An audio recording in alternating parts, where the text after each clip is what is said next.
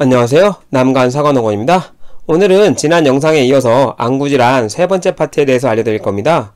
오늘 알려드릴 내용은 안구의 시각장애, 그래서 기본적으로 근시, 원시, 난시에 대해서 알려드릴 거고요. 백내장에 대해서도 같이 알려드리도록 하겠습니다.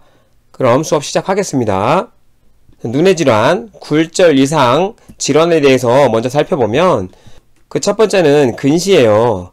근시는 쉽게 말씀드리면 가까운 데 있는 것만 보이는 거예요. 그래서 정의를 살펴보면 망막 위에 맺혀야 하는 초점이 망막 앞에 맺힘으로 먼 곳이 잘 안 보이는 질환, 그러니까 가까이가 잘 보이는 질환인 거예요. 그림을 보시면 원래 정상적으로는 이 각막의 굴절에 의해서 상이 이 망막에 잘 맺혀야 되거든요. 근데 어떤 원인에 의해서 상이 이렇게 망막에 맺히는 게 아니라 그 앞부분에 맺혀버리는 거예요. 그러니까 당연히 먼 곳에 있는 것이 잘 보이지 않겠죠. 그걸 교정해주기 위해서 이렇게 오목 렌즈를 끼게 되면 상이 여기에 맺혔던 게 뒤로 이동돼서 망막에 잘 맺힘으로써 잘 보이게 되는 거죠. 원인과 증상을 살펴보면 유전적 요인이 있고 과도한 근거리 작업이라든지 스트레스 등의 환경적 요인이 복합되어 발생. 그래서 과도한 근거리 작업을 오래 하다 보면 갑작스럽게 먼 거리가 잠깐 동안 잘 안 보일 수 있잖아요.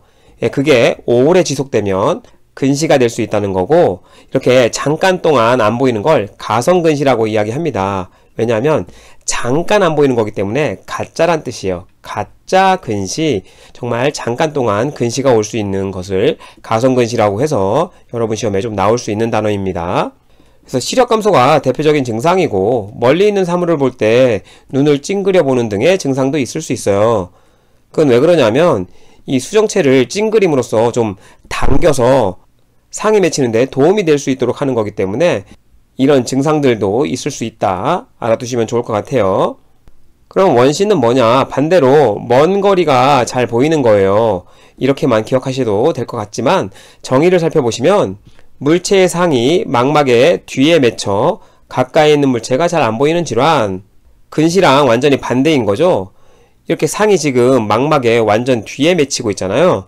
그래서 가까이에 있는 물체는 잘 안 보이게 됩니다. 반면 멀리 있는 녀석은 망막에 잘 맺히게 되어서 그나마 잘 볼 수 있는 질환이 원시예요. 이런 경우에는 이렇게 볼록 렌즈를 착용함으로써 망막의 뒤에 맺히는 것을 이렇게 망막 쪽에 맺히게 해서 잘 보이게 할 수 있는 거죠. 원인과 증상을 살펴보면 선보체의 운동성이 약해서 수정체의 조절 능력이 감소해서 올 수 있고요. 수정체와 망막 사이의 거리가 줄어서 안구 길이가 너무 짧아져서 올 수도 있어요. 무슨 이야기냐 하면 이 수정체를 조절하는 게 여기 선모체였잖아요. 이 선모체가 제대로 작용하지 못하기 때문에 수정체 조절 능력이 상실돼서 이 상이 뒤에 맺히게 되는 경우를 말하는 거고요. 또 다른 원인은 어떤 원인인지 정확하진 않으나 이 수정체와 이 망막의 거리가 줄어버린 거예요. 평상시 정상 수치에 비해서. 그러다 보니까 안구 길이가 짧아지기 때문에 망막이 뒤에 맺히게 될 수 있는 거죠. 그래서 이런 원리를 이해하게 되시면 이 이야기들이 여러분이 좀 이해가 될 수 있으십니다. 그 다음 증상으로는 시야 흐림, 그리고 가까운 물체가 잘 보이지 않는 증상, 원근 조절 장애 등이 가장 대표적인 원인이고요. 그럼 어떻게 교정하느냐? 시야 교정 방법으로는 원시의 경우는 볼록 렌즈, 아까 말씀드렸죠. 근시의 경우에는 오목 렌즈를 사용해서 교정할 수 있다. 이런 내용이 좀 시험에 나왔었던 적이 있습니다. 그리고 근본적으로 근시는 멀리가 잘 안 보이는 질환, 원시는 먼 거리는 잘 보이지만 가까이 있는 물체가 잘 안 보이는 질환, 이런 정의들도 시험에 나왔던 적이 있기 때문에 간략하게 망막이 어디에 맺혀서 멀리가 잘 안 보이고 가까이가 잘 안 보이는구나, 이런 정도만 알고 계시면 될 것 같습니다. 그 다음으로 난시인데요.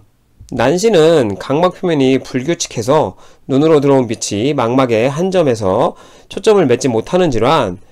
그림을 보시면 정상적으로는 이렇게 각막의 굴절이 이루어져서 망막에 제대로 상이 맺히게 되는데, 각막 표면이 불규칙하다 보니까 이렇게 불규칙하게 망막에 상을 맺히다 보니까 흐릿하게 보이는 질환이 난시인 겁니다. 이 그림을 보시면 여러분이 뭐가 보이는지에 따라 난시인지 아닌지를 간단하게 테스트해 볼 수 있는 거라고 하는데, 혹시나 이 무늬에서 여러분이 판다를 보신다면 난시일 가능성이 좀 있다라고 합니다. 인터넷에 이런 사진들이 굉장히 많기 때문에 궁금하신 분들은 난시와 관련한 그림을 찾아보셔서 보시면 될 것 같아요. 그러면 난시의 원인은 뭔지 살펴보면, 정확하게 밝혀져 있지는 않지만 유전적 요인이 있다라고 알려져 있고요. 대부분은 유전적 요인이 있습니다. 굳이 따로 외울 필요는 없을 것 같고요. 그 외에 안검하수 등 눈꺼풀이 눈을 누르거나 눈썹이 안구에 닿아도 난시가 발생할 수 있고요. 눈 외상도 원인일 수 있어요. 증상으로는 흐린 시야가 가장 대표적인 증상이고요. 당연히 시각적 왜곡이 있을 수 있고, 그러다 보니까 눈이 피로할 수 있고요. 그 영향으로 두통 등의 증상이 보일 수 있습니다. 그로 인해서 증상이 심한 환자는 눈을 자주 비비거나 한쪽 눈만 가리는 경향을 보이기도 한다는데, 이 한쪽 눈이 아무래도 난시가 있는 눈이겠죠. 그러면 어떻게 시야 교정을 하느냐? 근시성 난시인 경우에는 오목 원추형 렌즈를 사용하고요. 원시성 난시인 경우에는 볼록 원추형 렌즈를 사용하면 저 증상이 좀 교정된다고 하지만, 일반적인 근시나 원시에 비해 교정이 좀 어렵습니다. 다음으로 백내장에 대해서 알려드리면, 백내장은 수정체가 혼탁해지는 질환이에요. 그래서 하얗게 혼탁됨으로 인해서 사물이 뿌옇게 보이는 등 시력에 문제가 발생하는 질환을 백내장이라고 합니다. 이 백내장의 원인을 살펴보면, 선천성인 경우에는 대부분 원인이 명확하지 않고요. 유전성이거나 임신 초기에 앓은 풍진 등의 감염이 원인일 수 있다라고 이야기하고, 후천성인 경우에는 노화로 인한 노인성 백내장이 가장 흔한 경우이고요. 그 외 외상으로 인해 올 수도 있고, 전신질환, 눈의 염증, 스테로이드 등의 약물로 인해서도 발생한다고 하는데요. 가장 흔한 원인은 노화예요. 그리고 풍진 때문에도 올 수 있다는 거 여러분 시험에 나왔던 적이 있습니다. 그러면 증상은 어떤지 살펴보면, 수정체가 혼탁하기 때문에 그 위치와 정도에 따라서 혹은 범위에 따라 다양한 정도의 시력 감소가 보일 수 있고요. 대표적 증상은 역시나 시력 감소예요. 수정체가 뿌옇게 됐기 때문에 당연히 안 보입니다, 잘. 그리고 수정체의 중심부의 경화로 인해서 수정체의 굴절률이 증가하기 때문에 근시 상태가 호전되기도 한다고 하는데, 여러분 시험에 거의 나온 적이 없어요.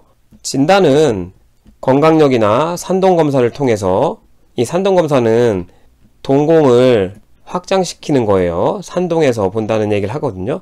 동공을 확장시켜서 동공이 확대된 후에 현미경 검사 등을 통해서 수정체의 혼탁의 정도와 위치를 확인할 수 있어요. 그러면 어떻게 치료하느냐? 치료는 간단합니다. 수술로 저 혼탁해진 수정체를 제거하는 것이 유일한 치료예요.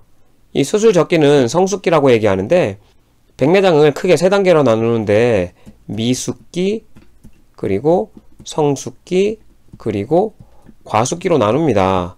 이 미숙기는 수정체의 혼탁이 아직 완벽하게 되지 않은 상태예요. 그러니까 빛이 어느 정도 투과가 되기 때문에 시력이 어느 정도 보정된 상태인 거고요.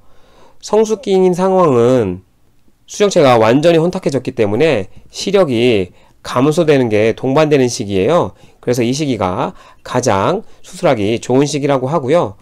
과숙기는 이 성숙기를 넘어서 수정체 안에 단백질이 빠져나오게 되는 거예요. 빠져나오게 되면 대식세포에 의해서 잡아먹히면서 이전에 배웠던 방수 있죠? 방수가 흡수되는 섬유줄을 막을 수 있다는 겁니다.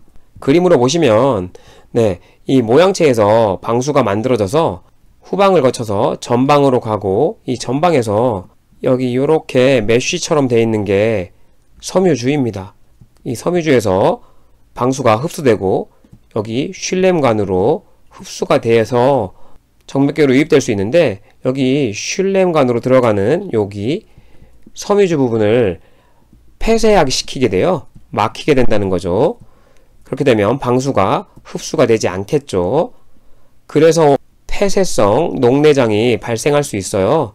나중에 이 폐쇄성 녹내장 다음 시간에 알려드릴 건데, 여기서 간략하게 좀 이 의미를 알고 계시면 다음 시간에 도움이 많이 되실 거예요. 그래서 이 과숙기 전에 성숙기에 수술을 하는 게 굉장히 좋다는 거죠. 그래서 성숙기가 수술 적기라는 얘기입니다. 당일 수술로 외래 수술장에서 국소 마취하에서 시행할 수 있고요. 보통은 낭외 백내장 적출술로 수정체를 제거하고 인공 수정체를 삽입해서 수정체를 대체하게 되는데, 그림으로 살펴보면 이렇게 안구를 미세하게 절제하고 들어가서 초음파 유화술로 이 수정체를 녹이면서 제거하는 거죠. 그리고 인공 수정체를 이렇게 자리에 위치시킨 후에 자리를 잘 잡게 한 다음에 절개했던 곳을 봉합하고 수술이 끝나게 됩니다. 이렇게 뿌옇게 된 수정체를 제거하고 인공 수정체로 대체하게 되면 당연히 뿌옇던 부분이 사라지기 때문에 시력이 회복되게 되는 거죠. 오늘 알려드릴 내용에서는 시험에 그렇게 자주 출제되는 내용은 없어요. 그래서 제가 강조드렸던 부분 위주로만 보시면 될 것 같고요. 오늘 제가 준비한 영상은 여기까지입니다. 감사합니다.